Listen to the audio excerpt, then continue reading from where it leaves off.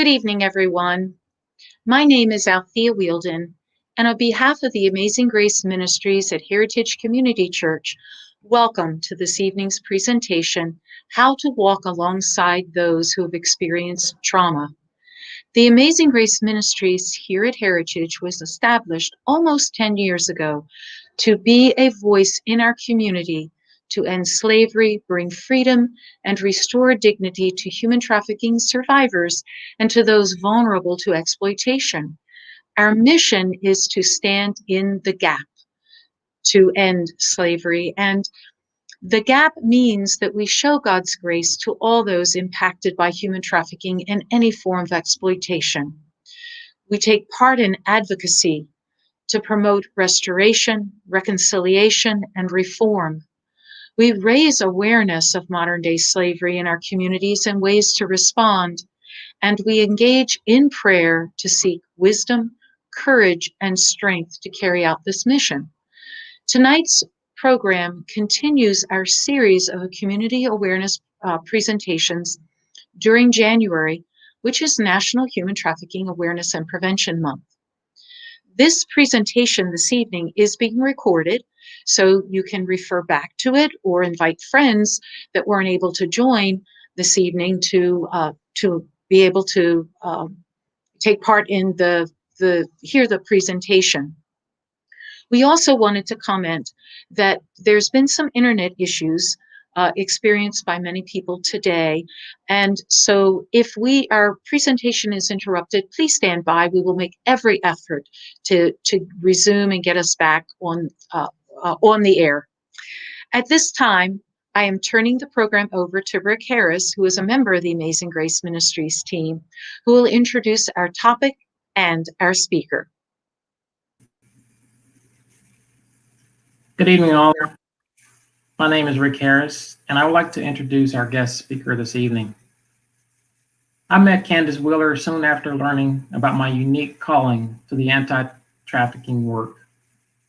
While researching organizations committed to the restoration of those who have been trafficked, I came across the organization Candace founded, which was known at the time as Restoration Ministries.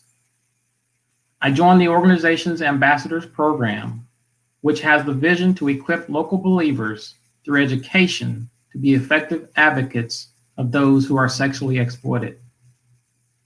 I have volunteered in some capacity in assisting those who have been sexually exploited ever since completing the Ambassadors Program, whether in the area of advocacy, awareness, or restoration. I currently serve on the board of directors for the organization, which is now known as Restoration 199.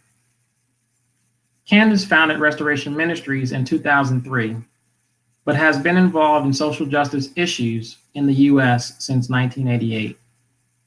She is a board-certified national counselor and holds a master's in clinical mental health counseling from Regent University in Virginia Beach, Virginia. And as a postmaster's certificate in spirituality and trauma from the School of Pastoral Counseling and Spiritual Care at Loyola University, Baltimore, Maryland. Her impact on the African American community in the DC metro area and her academic excellence resulted in her winning the Azusa Street Full Scholarship at Regent during her final year. Candace has a wealth of knowledge and experience in this area. Please join me in giving a warm welcome to Candace Wheeler. Well, thank you, Rick, for that warm introduction and just a welcome to everyone that's joining us tonight. I just want to say that it takes a great deal of courage to walk along beside anyone who has experienced trauma. And there's a right and there's a wrong way to help. And most of us, we have huge hearts and we want to help, but often the way that we help can be toxic. And so as Althea and I were talking, and Rick talking back this summer, what would be the most helpful, I kind of offered to do this workshop. And this is a small part of a larger workshop that we offer called Healing Conversations. It's about 7 hours, I think. So tonight you're gonna get a good taste of that and, hope that it will whet your appetite and that you will, wanna come back for a little bit more. So tonight we are going to just be focusing on the physiology of our bodies and our brains. Now, I am a born again Christian, and I believe that science and theology are not at opposite poles, but that they support one another. I mean, the Lord made our brains and He made our bodies, and He's given us the tool of science, I believe, in order to steady ourselves. So, um, I'm not a theologian, so I can't really bring um, the theology into this. But tonight we're just going to kind of focus on this physiology, and some of it may be very new for you. So hope that you will enjoy it and be able to take some really good takeaways from it. So one of the biggest questions I'm often asked is, how do we honor survivors? And as you know, it's a holy place. It's just such a holy place. We're walking on holy ground, and it is truly a privilege to hear another person's story. And it doesn't matter whether it's trafficking or any kind of violence or that someone has been through. It's just such a privilege to be able to hear their story, and we need to hold it with in a very sacred place and way.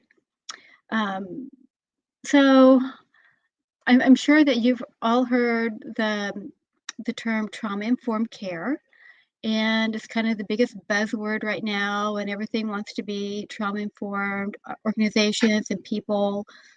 But what does that exactly mean? So I'm going to kind of give you a definition tonight, and it's the one that we work from.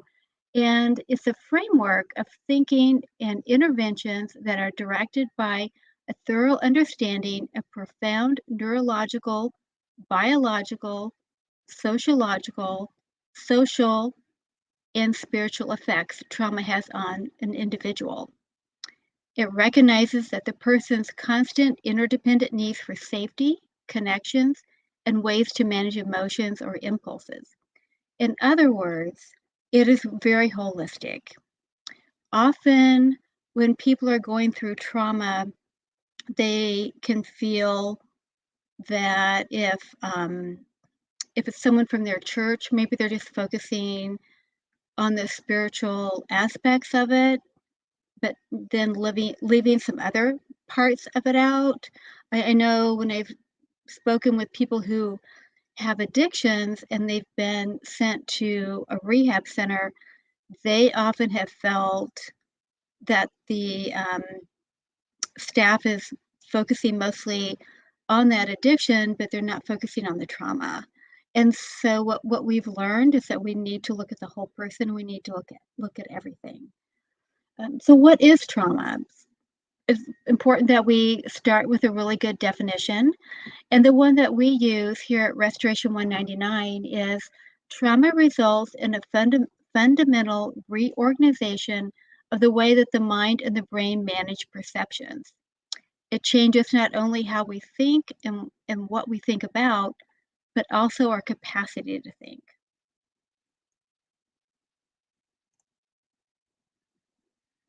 So one of the things that's really important as you are walking beside someone who has trauma is to first know what type of trauma that they have. And the mental health community has distanced themselves from focusing on the event. And that's what most people do. Our law enforcement will focus on the event. It's perfectly um, appropriate for them to do so. But with mental health, our focus is mostly how does the event impact the entire person? So we triage trauma survivors similar how medical professionals would, if there was a disaster of some sort. The first one is called acute trauma. And this simply means that the event happened one time, or they've only had one event that's been traumatic. It doesn't really matter what it is. It could be a rape. It could be a car accident. It could be anything, but it means that it just happened one time. Some of the things that you may be seeing in your loved one would be like hypervigilance, exaggerated startle response, misperceptions, or even some overreactions. The second type of trauma is what we call complex trauma. It simply means that the survivor has had more than one traumatic event. It doesn't have to be the same traumatic event. It could be completely different things, could even be several years apart. But if they haven't worked through the first trauma, then when the second one comes along, it's going to be a layer on it, and it's going to be a lot more impactful for the brain and the entire body, and it's going to take longer to work through it. So some of those examples might be prolonged exposure to violence or bullying, profound neglect, acts of war, series of home removals, repeated sexual abuse, prostitution, and human trafficking. Some of the things that you might see in your loved one would be denial and psychological numbing, disassociation, rage, social withdrawal, a sense of a foreshortened future. The third type of trauma is what we call crossover. And this results from a single traumatic event that is devastating enough to have long-lasting effects. So an example might be a mass casualty school shooting like Sandy Hook, a car accident with fatalities involved, or a refugee dislocation. Some of the things that you might see in your loved one would be perpetual mourning or depression, chronic pain, concentration problems, sleep disturbances, or irritability. The reason that it's important that you know which category they fit into is it's going to set your expectations for treatment. So many times, the loved ones, the parents, the friends, the family, believe that their loved one has only experienced a one-time event, when the truth is it's been multiple events. They really do fit into complex trauma. And it just simply means to be prepared for a much longer recovery process. So the first thing that you need to know if you're going to help someone and walk along beside them is the neurobiology of trauma. And so what that really means is we need to understand how trauma impacts the brain and the body.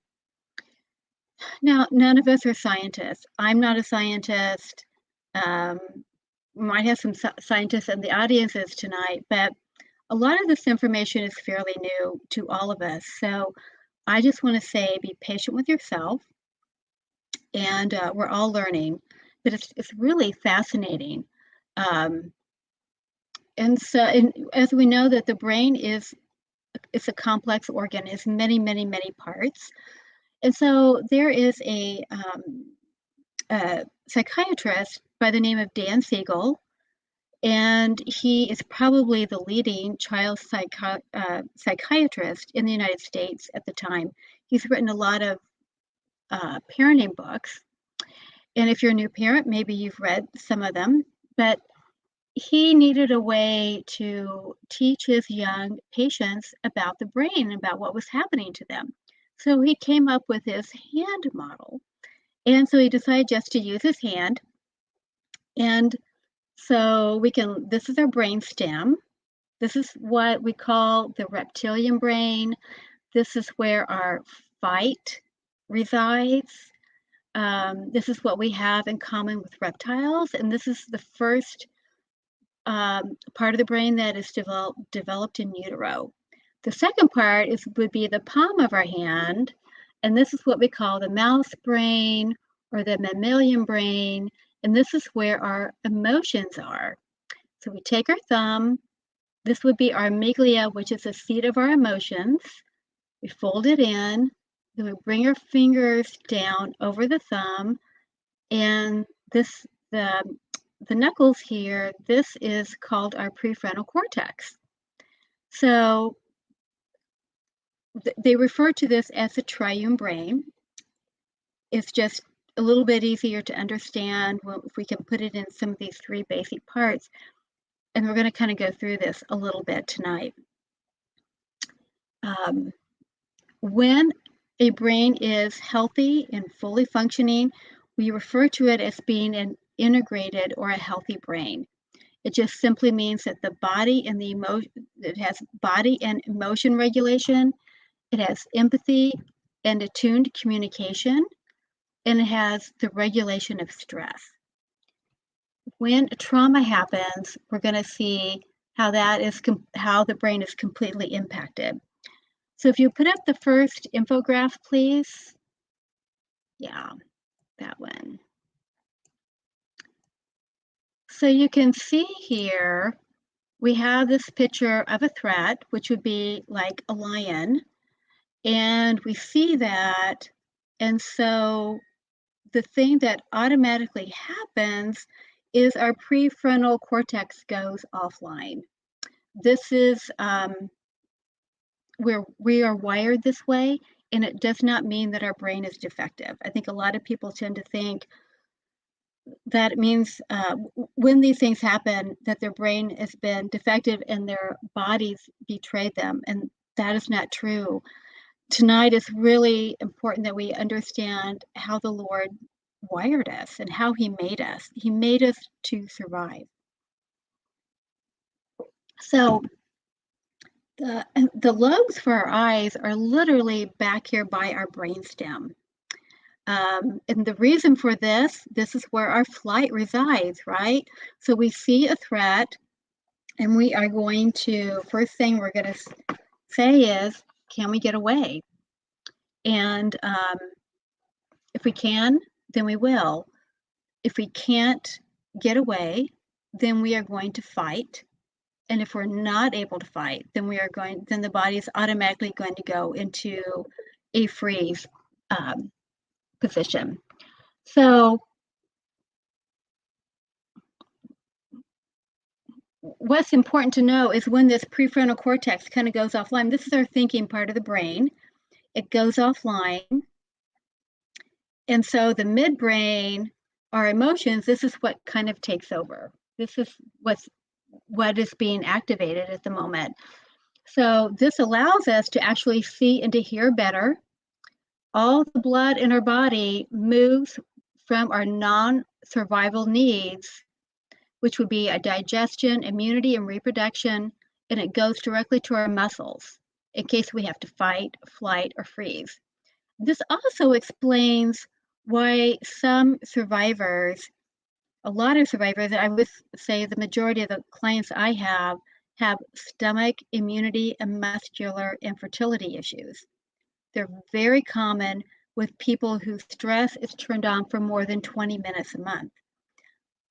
I was really surprised to learn this information, that our stress level should not be more than 20 minutes per month.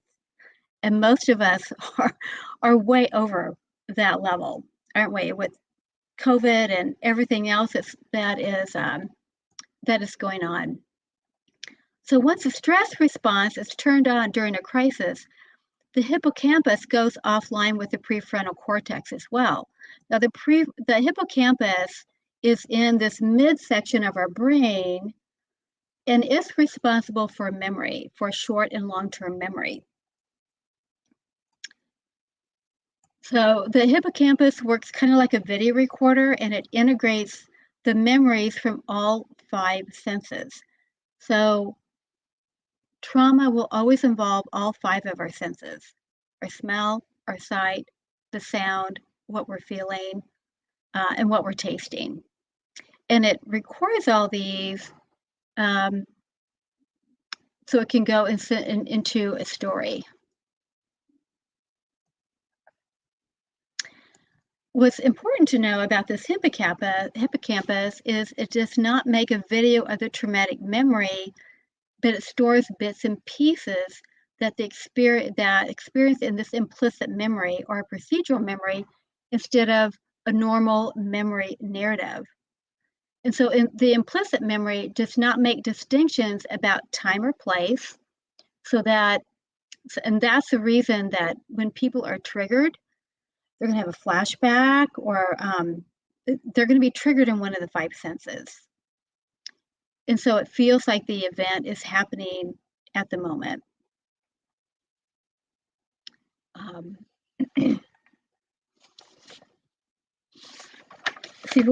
if you want to scroll down this one to the next one, to the freeze right there. Again, if we are not able to fight or flee, then the body is going to go into a freeze state. And that's when a person may enter this freeze response, or even called feigned death. That's where part of the brain, where the muscles get really tight and freeze, the person could almost stop breathing. They're still alive. We can't really be in this state for very long. But I think what's important to know about all these different states that our brain can go in when we're experiencing trauma is that they're not a choice. And so often as helpers, what do? We tell them, you stayed because you wanted to. You could have gotten away, but you chose to stay, or you didn't do this, or you didn't do that. And that's when survivors tend to feel that their body betrayed them, or they feel their brain is defective. And it's not. This is the way that the Lord has wired us in order to survive. So go to the next infograph, which would be the brain-based approaches to help clients after trauma.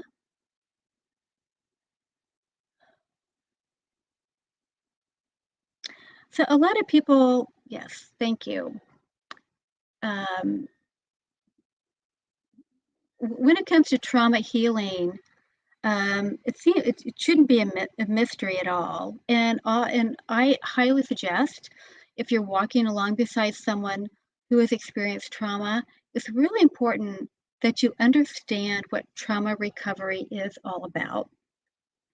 And that's not about getting into the details or sharing anything with you that is confidential, but trauma, healing from trauma is, and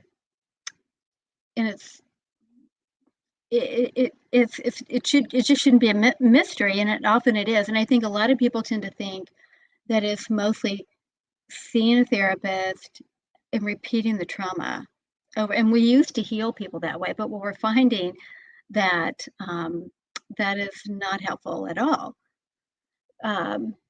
So one of the first things we want to do, what we use is what we call triphasic healing.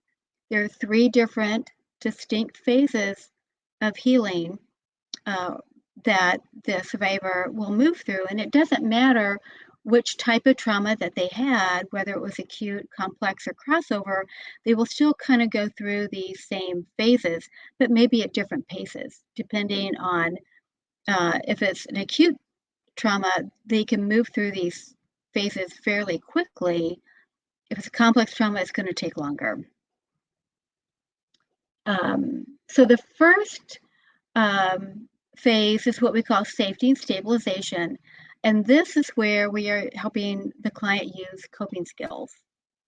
I often, I will tell my client, a lot of them will come in and they don't want to talk about the trauma, or most of them don't have any words. They can't remember, and they just don't have the words to express what is going on. And with this infograph, we can see here what trauma kind of does to the brain.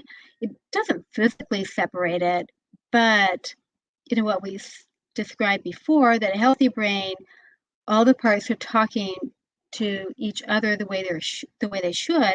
Trauma disrupts all this communication, and the prefrontal cortex goes offline, the one that causes us that helps us to do all of our executive functioning, our thinking, our reason and logic, and our words. Our words are in the left hemisphere of our brain.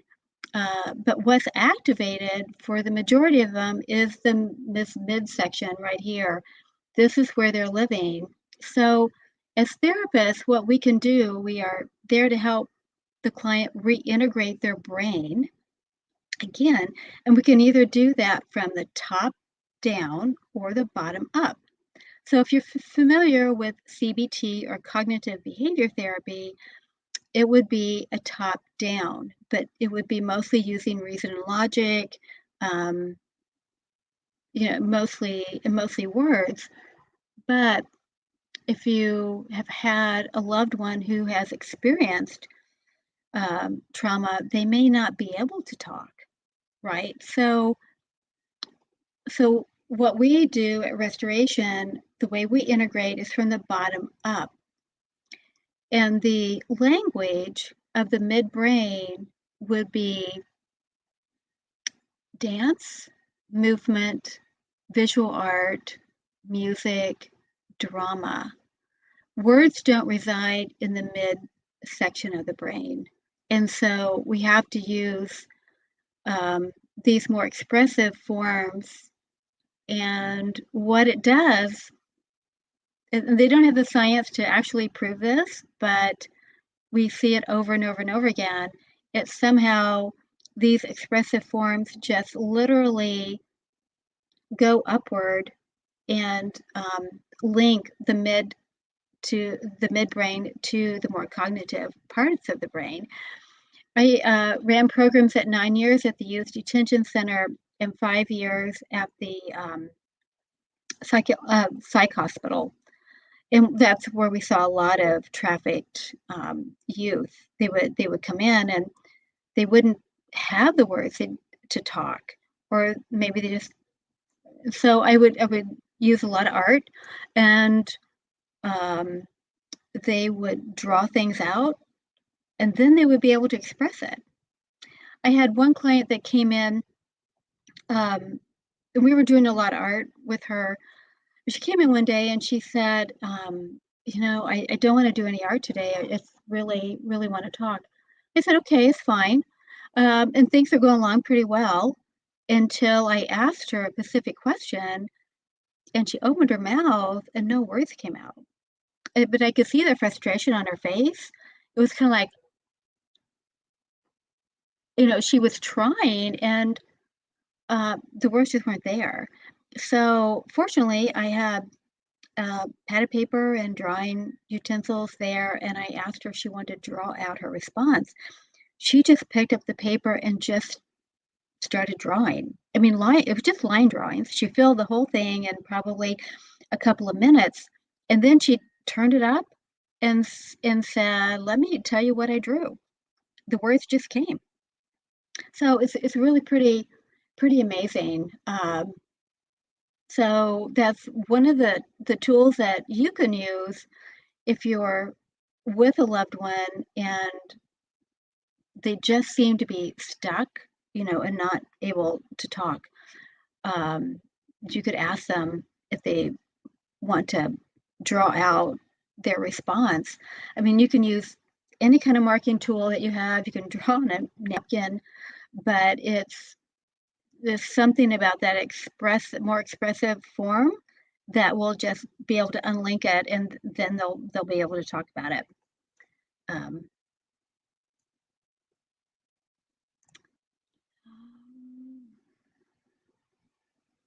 Yeah, so it's really important to know those kinds of things, when you're working along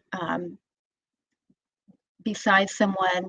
So in the safety and stabilization in this first phase, it is the longest and it is the hardest for everybody, for friends and family, for the survivor themselves, and for the therapist.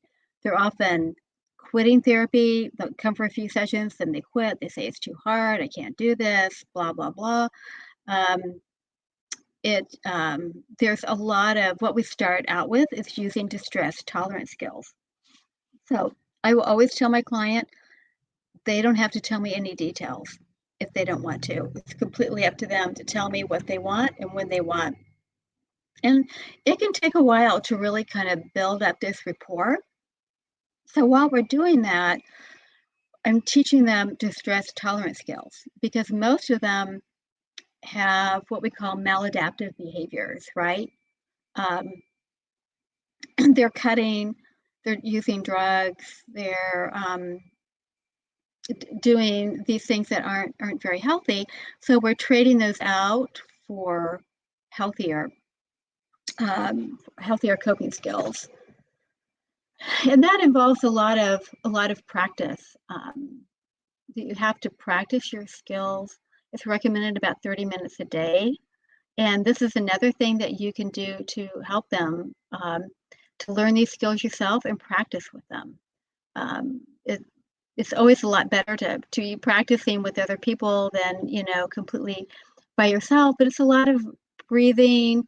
It involves some mindfulness. It's really what we're doing here is rewiring the brain to go in a more positive way, and that can take time. And sometimes we're having to grow neuroplasticity, and that brings us to the third infograph. And what we know now is that the brain is what we call plastic, and that just says that it's malleable and that it can change, and that's good news. We're all familiar with Freud, and Freud believed that everything was over by the age of 12. It was just done by then, and he also believed that the personality was set by age 12, and that the brain was completely set and it was hardwired and nothing could change. Thank goodness for technology, and we know that is not true anymore. So what we're doing in therapy is that we are going in and we are, in many cases, helping them grow neurons and connecting their brain in healthier ways. So we're having to grow these neural pathways where maybe none existed, or maybe some were there, but they were kind of faint. What we also know about the brain is that it never forgets anything. But if we don't use it, we will lose it and it will fade. And so that's the good news. And that's the reason why I think so many of them give up, and they say, well, this is really hard and I can't do it. And it is hard work because you're growing those new neural pathways. And it's tough for any of us. If you've ever had to learn anything that was been challenging for you, this is what's happening. Our kids in grade school, they are growing new neural pathways every time they learn a new subject at school. Learning their math tables and equations and all those things, when science, history, all of that. It's all new, and they're growing their neural pathways. So mindfulness is the unit that we do after distress tolerance skills. And so what we've also learned about the brain, that regular practice, not sporadic practice, is what rewires our brain. So often clients will say, yeah, I sort of practiced. I did, like this and that, maybe 10 minutes the entire week. Well, that doesn't really cut it. They've got to practice about 30 minutes every day. And the more we practice, the easier that it gets. And what's also interesting, what we've learned, is that when we're growing these new pathways, it also changes our brain physically and also chemically. So it will change our mood, our attitude, and our sense of well-being. And here's another thing about mindfulness practice and how it differs from like medications such as antidepressants. Meds will calm the reactive part, or of this midbrain where they tend to be stuck, But mindfulness strengthens the parts that are related to compassion and positive mood. And so it helps us resolve and will give us better happiness, just not happier moods, but a happier disposition and personality. And of course, that takes time. The third unit that we do in this first phase is emotion regulation, and the third is interpersonal effectiveness. A lot of people will ask me, well, how long does it take? I mean, how many sessions? And it's kind of dangerous to put a number on that. Every client is different, but the more that they practice, the easier it will become, and the faster that they will move through therapy. The second phase would be what we call processing trauma memories. I think a lot of people, again, if you think of trauma therapy, it is mostly about just telling the trauma. But again, we don't want them to do that or to process those memories until they have really good coping skills. Because what happens when they talk about the trauma, they're going to get triggered, they're going to get activated, and what's going to happen if they don't have good coping skills, then they're going to do the maladaptive behaviors. That's when they can be suicidal, they're cutting, they're doing something that's self-harming, and we don't want to do that. So this is why it's really important to spend a lot of time in this first phase, and then the second phase goes fairly quickly, and we only use this if they are having like flashbacks or reoccurring thoughts that they can't seem to get rid of, and we use a lot of EMDR in this phase. It's also important to know that EMDR does not erase a memory. We can't do that. Like I said before, trauma, the brain doesn't forget anything. So those memories are always going to be there. What EMDR does is it changes the way that the client relates to the memory. It just makes it tolerable for them so that they don't have a flashback anymore. And when these things come up, they can't, it's okay with them.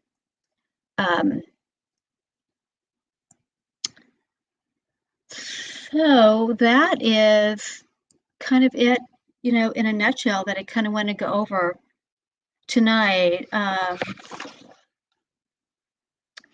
So that's kind of the first maybe hour or so of our Healing Conversation seminar.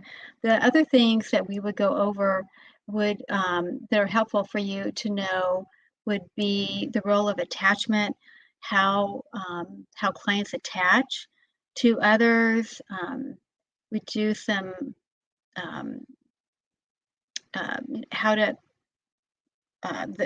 the types of language, how to choose your words carefully, when being with others, a little bit of motivational interviewing. And again, always, you've got to take care of yourself. We can often end up with compassion fatigue, and it's hard work walking along beside someone who has trauma, and we often will absorb their trauma. And so we have to be aware of that, and we've got to take some really good care of ourselves. So I just kind of want to open it up for any questions that anyone may have.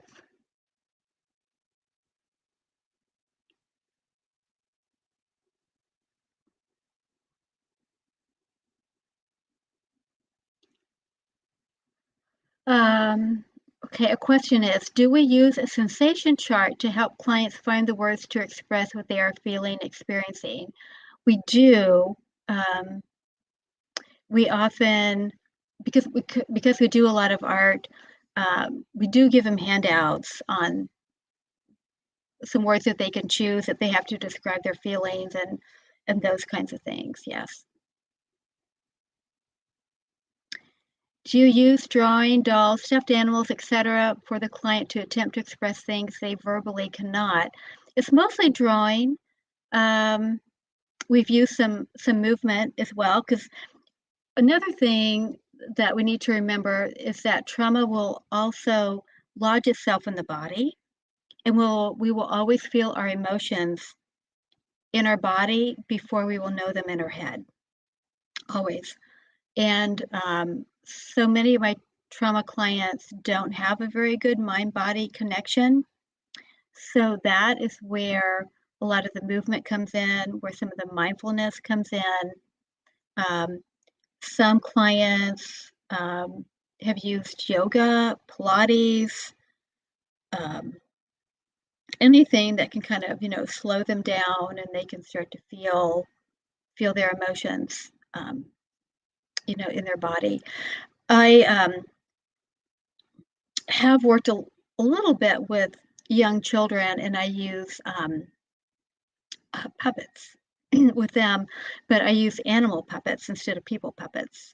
And it's really interesting for them to watch them kind of interact and do their little stories through puppets.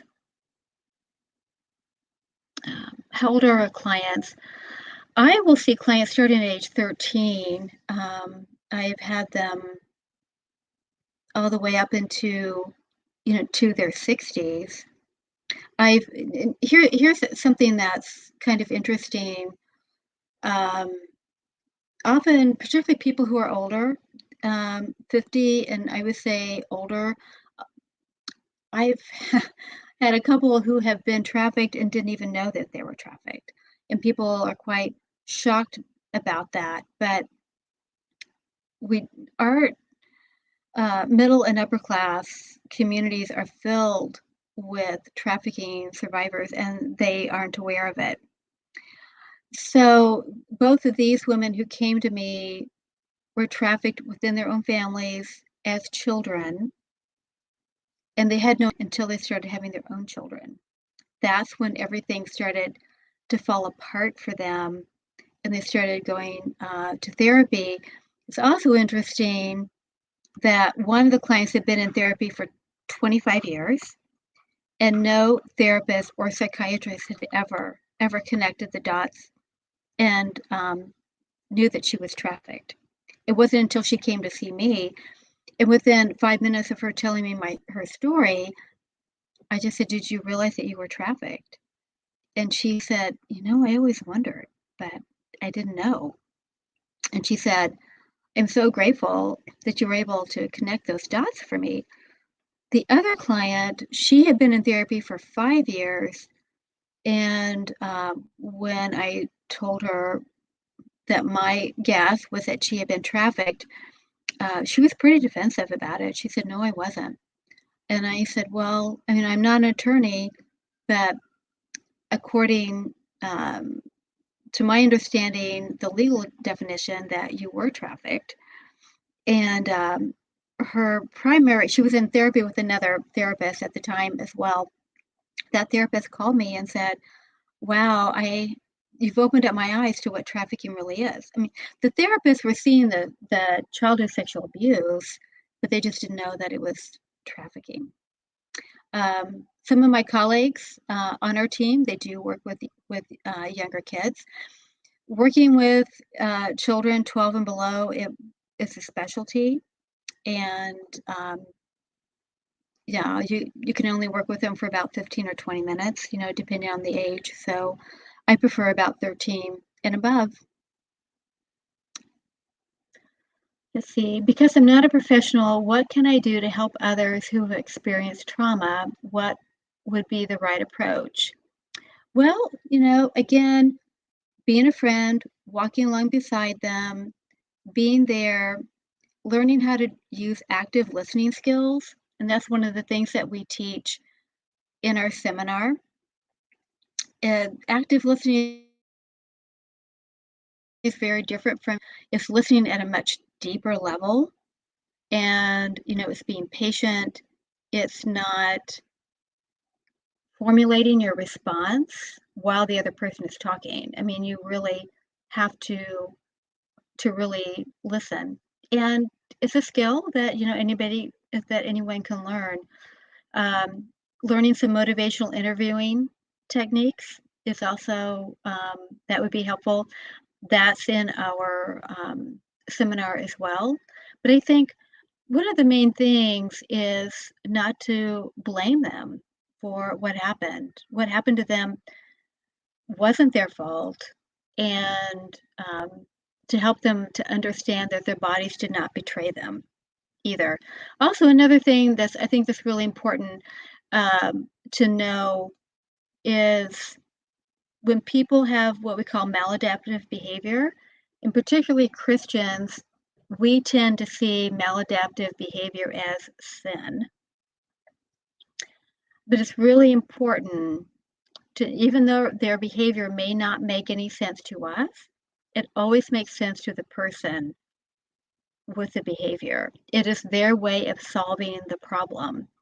And what we need to do is to be patient, use our active listening skills, and be curious with kindness as to find out how their behavior is solving their problem. And they will tell you. But usually, it's not, they do want to change it, they just don't know how to change it. And that's, again, those are those things that we can do in therapy. I think having a listening ear is extremely important. Do you have any book suggestions for people to read to expand our knowledge? Yes. If you have not heard of The Body Keeps the Score by Bessel van der Kolk, highly recommend that you read the book. Bessel is probably the leading trauma therapist in the world, definitely United States. He's up in Boston. The book was written for clinicians and the lay community alike. There is a lot of technical terminology, but again, the more that you repeat the terminology, you'll get it. He does an excellent job of breaking down a very complex subject matter and making it so that the lay community, and even including clinicians, that we can understand it. We do not get any of this training in graduate school. People are really kind of surprised, but all we learn in graduate school is about therapy, and we don't learn to actually do it until we get out.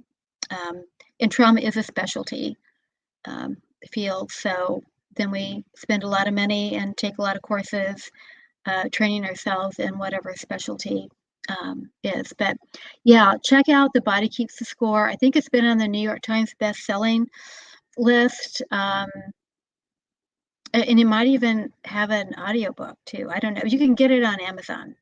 But yeah, check it out. I recently heard there is a fight, flight, freeze, and fawn. What are your thoughts on that? I'm not familiar with the fawn. I have not heard that term before. But the fight, flight, and freeze, we went over that at the beginning. The flight is in our brainstem here, and the fight and the freeze are in the midbrain. This is where they are. Yeah. So you can check out the recording if you missed that part. What are some signs we would watch out for that would show that we may not be adequately helping someone suffering from trauma? Excellent question. Okay, so whenever we're helping someone who has trauma, again, like I said, we're going to absorb it ourselves, and we are often triggered again with our own trauma. And it's really important that if we find ourselves being triggered, and you'll know that when that happens, might have, it might just cause some difficulty. Again, with sleep, you might find yourself very irritable. There are a lot of different things, and kind of look back to see what the trauma was and what some of your issues were with that. Even though we've had healing, we can still get triggered. It's important to know when you're being triggered. and to go get help from that. So you might need to pull back a little bit. Yeah, it's really important. Again, when we can't pour from an empty cup, and so often people want to help others because they see it as a way of healing for themselves, and that's not what it is. All you're going to do is you're going to open up yourself, and you're going to cause more hurt and pain for someone else. So if you know that you've been through trauma, go and see someone to make sure that you're ready to start helping, and also to be aware when, to set some healthy boundaries. We all have to be able to set healthy boundaries, and we go over a lot of that in our healing conversation course to help you to be able to determine that. Have you seen any issues with clients being overwhelmed with emotions when doing the breathing exercises? Yes. I recently heard a therapist mention that the breathing can trigger an emotional response. It can. In fact, some of my trafficking clients, the one who'd been in therapy for 25 years, she came to see me because her anxiety was all over. It was off the wall. It was off the charts. She had had a lot of extensive therapy. Again, the therapists were working on the traumatic memories, but nobody helped her with her anxiety. So doing the breathing, she said it was really emotional for her because when she was trafficked as a child, she was often choked. And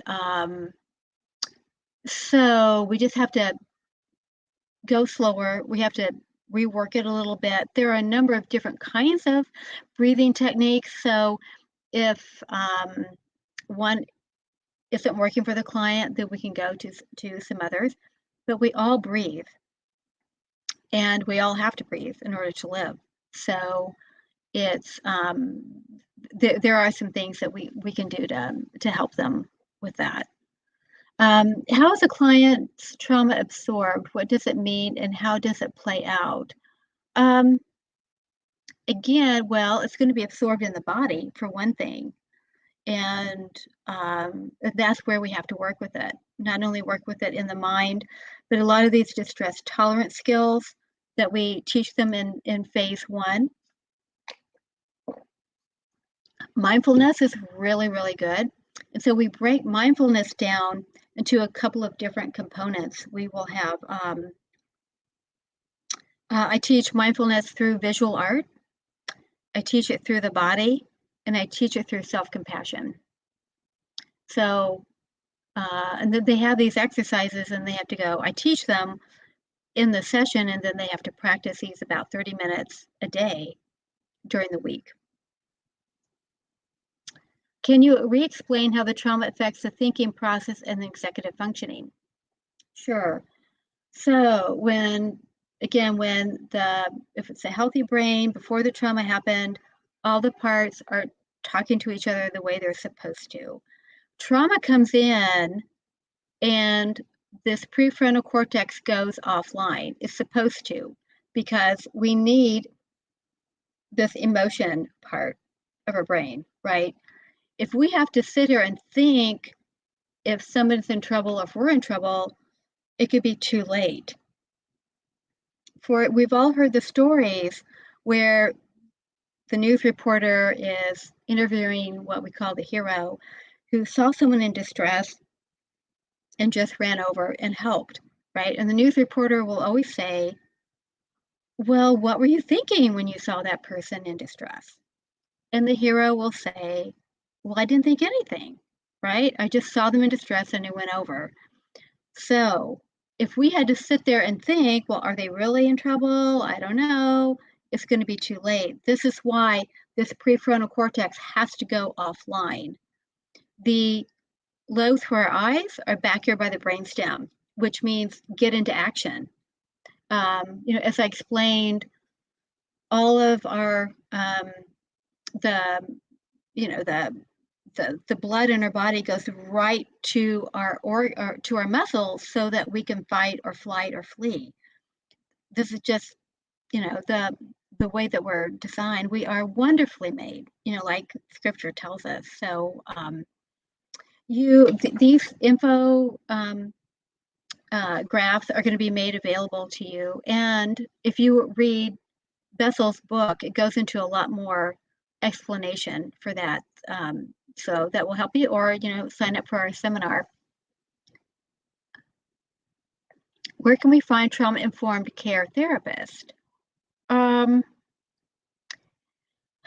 Any therapist who says that they are focusing trauma, then they should be trauma informed.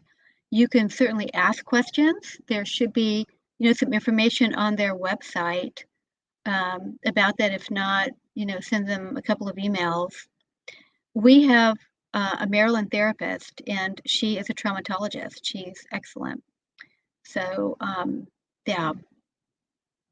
And again, that's a big buzzword, and it can mean a lot of different things, but just ask if you're not sure. What does it mean to absorb your client's trauma as their helper? Well, we all have been around people who have had a lot of grief, who've been through something traumatic, and we tend to take it in. We're kind of like sponges, and we absorb their feelings, and some people more than others. But again, you're going to start to feel these things in your body, be aware of it, have a lot of accountability, and to know that when these things happen, it's normal. It happens to therapists all the time. We just have to be aware of it. That's all, and to take care of ourselves.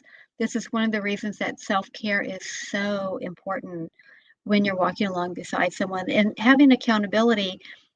If you're, say, at your church, and you're helping like specific groups of people, I would highly recommend that if you are walking along beside individuals or even groups of people where you're interacting, that there be someone that you can go and talk to, mostly a professional, not so much your pastor, unless they've had some clinical training. It might be good just to have a therapist come in, once a month and meet with everybody and do a lot of, so you have a place to talk and a place to talk about what's going on with you personally. How can we fight the tendency to also feel ghost-like, the trauma that they are experiencing? Well, again, this is, kind of like absorbing the trauma. You just have to know that more than likely this is going to happen. And the more training that you can have of knowing what's going on with them, knowing what's going on with yourself, it's a lot of awareness is, what it is. Having your accountability set up for you, that people that you can go to and talk through these things, and doing your self-care, that will help you go the distance. I think a lot of times helpers aren't forthcoming with what they're experiencing because they're afraid that they are going to be told that they're not good enough, or they need to quit, or that sort of thing, when the truth is they just need help kind of working through it, and stepping back for a season or even a short time doesn't mean that you're not good enough and that you need to quit. It just simply says you need to be aware of what's going on and take care of yourself. I think we're very close to being out of time. You've mentioned breathing. Are you using meditation techniques, and how long is the session?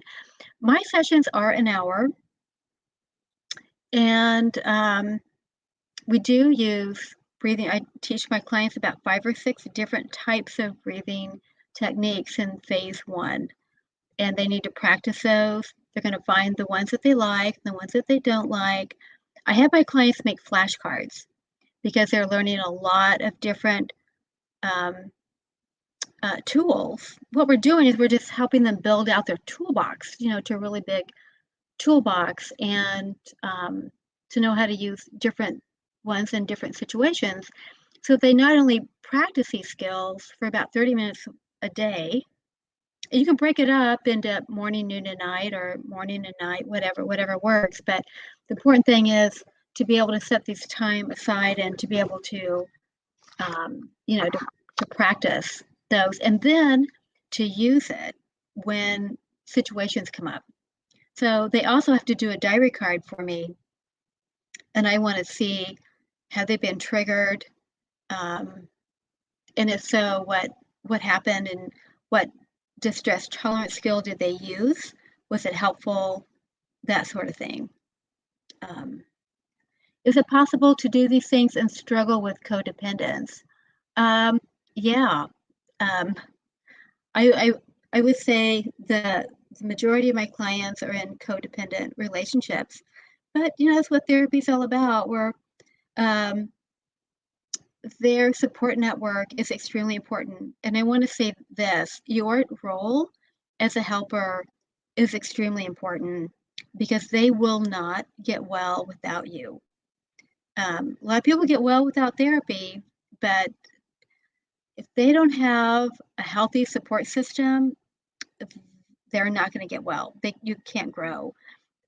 It's like being in toxic soil, and what's going to happen, that plant is going to die. So it's really, really important that their support system is healthy, and we're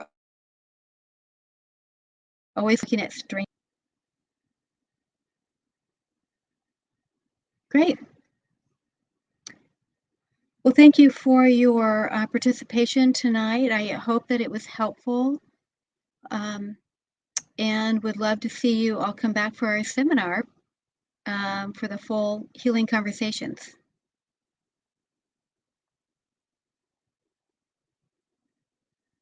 Thanks for taking time to share with us this evening on this very important topic, and how we can walk alongside those that have experienced trauma. You indeed have a wealth of knowledge and have given us a lot to think about. Thank you for the work you're doing at R199 and the impact you're having in helping survivors of complex trauma. To all who have joined us this evening, we wanted to make you aware of a way that you can support Candace and the work Restoration 199 is doing. The organization has an economic empowerment program for survivors of sexual trauma, trafficking, which is called Eden Herbal Products. So if you visit R199's website, you can check out the handcrafted home, bath, and body products for sale. These products are made of the highest quality herbs and also natural ingredients. I personally purchased some over the Christmas holidays for family and friends, and can attest that they are very well made. What you see here are some products that are being made available for Valentine's. And so this gives you an idea of what's available. But you can see the link there, or the URL for the website, where you can go to find the products and support R199 if you'd like to do that. So again, thank you, Candace, for sharing with us this evening. Thank you all for joining us. And we had a few closing remarks from Althea. Thank you, Candace, and thank you, Rick. Wow, I have lots and lots of notes. I also have the book, The Body Keeps Score, and I have been reading it, and it is an excellent, excellent book to help you really begin to understand that mind-body connection, and just, how trauma just stays inside the body. I just want to remind you, this presentation has been or is being recorded, and it will be posted on the Heritage Community site, Community Church Facebook page, as well as their YouTube channel.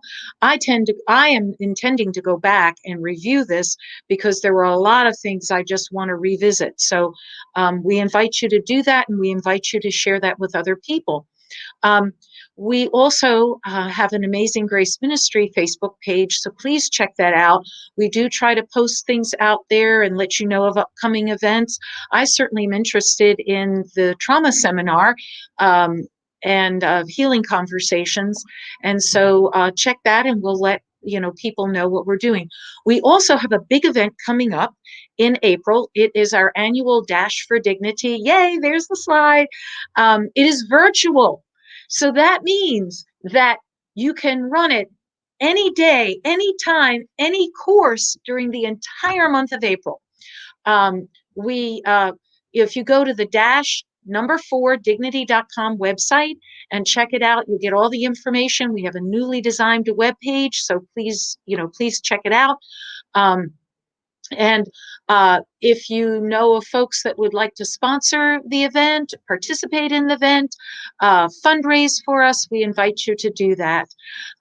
Again, thank you so much for coming. Thank you for all of your questions, and have a great evening. And I look forward to doing another event with everyone in the near future. Good night, everyone.